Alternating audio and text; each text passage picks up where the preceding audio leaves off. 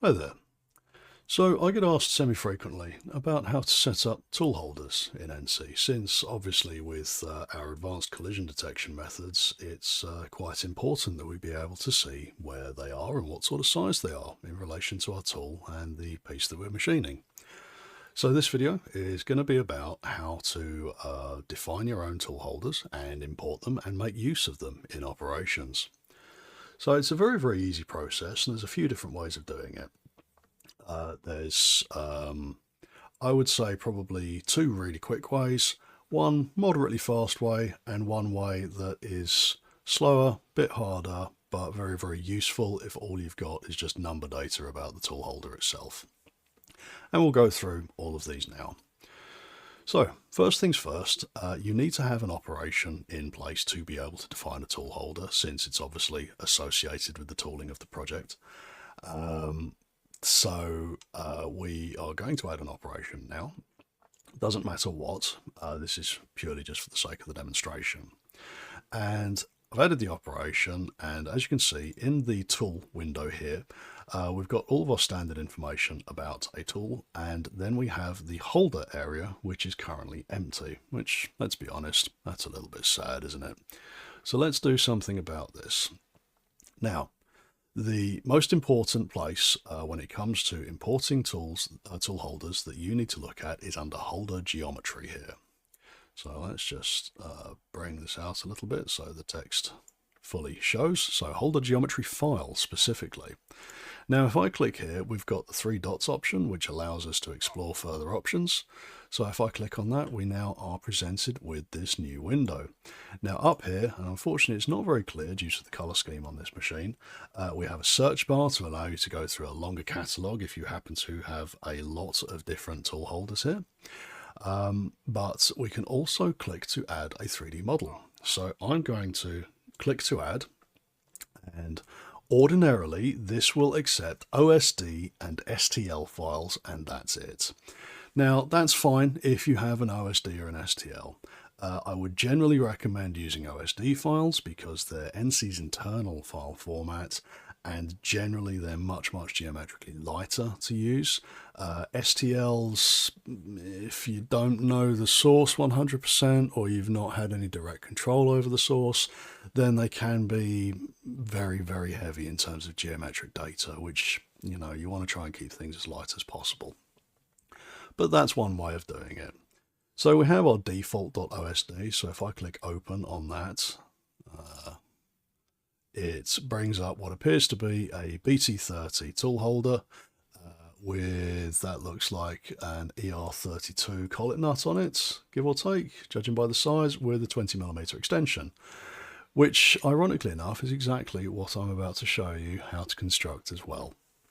So it's nice operating with the most basic and generic of tool holders. Anyway, that's currently in place. It's now using that standardized OSD there. So that's one method of how to do this. So I am now going to make sure that that's empty again by clicking on holder here and clicking on empty.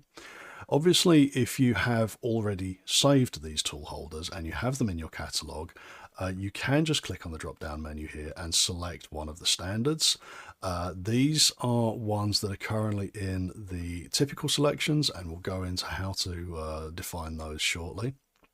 But for now, we're going to focus on the import and setup of the models instead. So we're going to go over to the model space, and we are going to import a 3D file, which is this one here.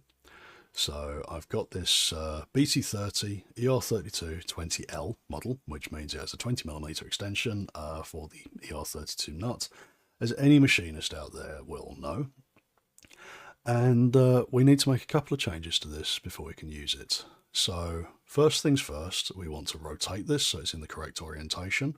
So I'm going to click on Spatial Transformations, and we're going to rotate it about the x-axis by 90 degrees, and then click on Apply.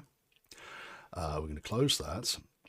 Now, if we want to set this so we've got a section plane so we can see where our XY 0 point is. And as we can see, it's in line with this flange here, which is not exactly ideal. What we want is we want it to be in line with this step, which should be 2 millimeters. That's because the spindle nose does not touch on this flange. Okay, so we are going to turn off our section plane now, and we're going to go back to spatial transformations, and we're going to move this to -2 in Z, and then click on apply. Now if we turn the section plane back on, we can see that these arrows are now in line with this edge, which is exactly what we want. So that's absolutely fine. You'd think there'd be a bit more of an elaborate process after this point, and what happens next is silent, so don't be distressed if nothing apparently changes.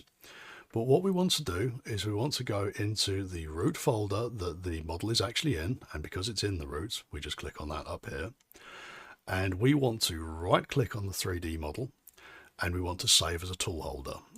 Now, you won't see anything happen, okay? As I say, nothing to be worried about.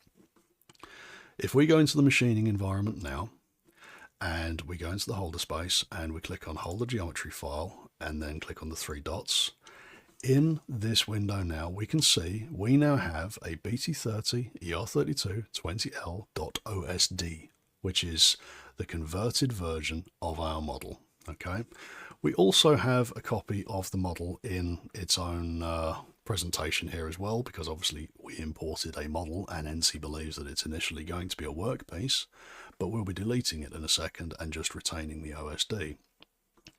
So if we click on the OSD now, we can see when we zoom out that lo and behold, that OSD has now become defined as our tool holder, which is very much what we need it to be. So that's great. Anyway, there is now another method that we're going to look at. So first things first, we are going to define the holder as empty instead to clear that data. We're going to go back to the model space and we're going to switch this off because we don't need it to be visible right now. And we're going to import the DXF file. So again, this can be drawn inside ENCY's own CAD system, but for the sake of expedience, I've already drawn it as a DXF and we're going to do it like this. So I'm going to click on import. I'm going to grab the DXF, which is the same holder geometry. It's the same holder. And we are now going to revolve this using ENCY's own design module, and we're then going to set this up as a tool holder instead. So we're going to right click on this and we're going to convert to design, and that brings us into our design space here, which is great.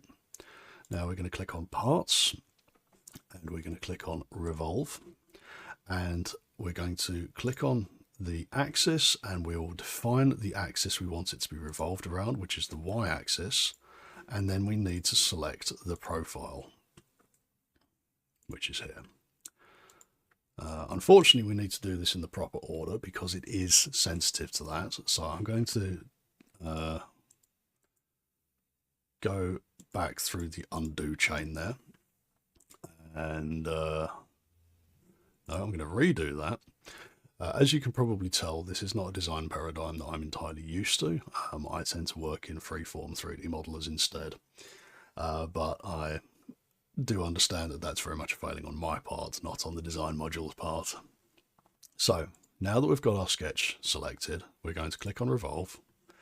We're going to select the profile, and then we're going to select the axis, because as I say, it is sensitive to the order of operations, and I do like to show you how it looks when things go wrong as well, because I do get stuff wrong quite frequently. And now that we've done that, I'm quite happy with how that's worked. So we are now going to click on back, because that brings us now back into the model space. I'm going to rename this so we've got a distinct name. So I right click, click on properties, and then say, let's go with 2D BT30 ER32 20L, and then OK. And we now need to do the same spatial manipulations that we did before, where we rotate. So let's rotate this 90 degrees in X and apply. And if we go to the front view and zoom out a bit, we can see that that same origin error has come into play. So let's move that -2 and click on apply. Oh no, sorry, I do apologize. I rotated that because I wasn't paying attention. So now -2 and apply. And again, this is a perfect illustration of how it's very, very easy to get tied up in what you think you're doing versus what you're actually doing. But none of these things are irredeemable. Okay, so there's never any cause to panic when it comes to working with stuff like this in ENCY. So now we can right click on this and we can, if we go into the full model space and then we right click and we can save it as a tool holder. Again, mistake on my part. So if we now go into the machining environments, and we can still see we've got the part here. This is the slightly rotated version because you can see that offset in the vertical ISO line in the model there. And if we go to the holder geometry file and click on the 3 dots, we now have our 2D BT30 ER3220L. And we can click on this, and if we zoom out, we can see that that's now been defined as our model. Again, great. So those are the 3 ways of dealing with imported CAD data, be it 3D or 2D. We now have our last method, which is, as I say, the lengthier method and one that does require a bit more thinking. So I'm going to scrub this now, go back to this being empty, and we are actually going to have to go into the tool menu to do this. So we need to go into holder, and we need to go into dimensions. So the way to achieve this is by, we can either start typing into here directly, or we can go into, no, it is under holder and it is under dimensions. Yeah, that's it. Or we can click on the 3 dots in holder, and we can then define our own one. So BT30 ER32 20L DIY. Actually, no, let's lead with DIY on that. Now, there are a few things you need to be aware of if you are putting in the dimensions manually. One, everything is based on knowing the diameter and the length of each section of it. 2, those lengths are not absolute values, they are relative values. So it's done based on how far it is from the previous point.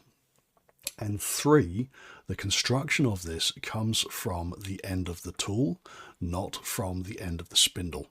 Okay, so that does mean that you will have to reorder your data accordingly. Okay, now I have got a list with me of the actual point data for generating this tool holder. So let's very, very quickly type that in, and there's about 15 rows of data here, so it'll take me a second. So 44, 0, 50. I won't read out each of these to you because that'll take a while. But you can see the construction coming together now as I do this.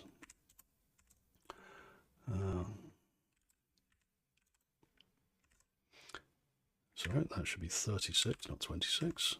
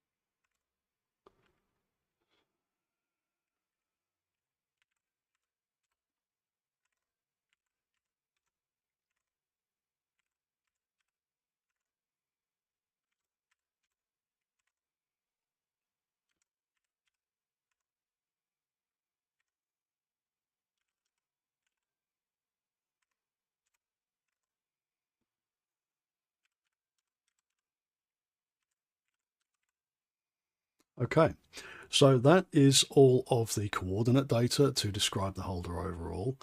You also need to define the connection point, which in this case is at the bottom of this table that's defined here. So that length value of 48.4 brings the point all the way to the top here.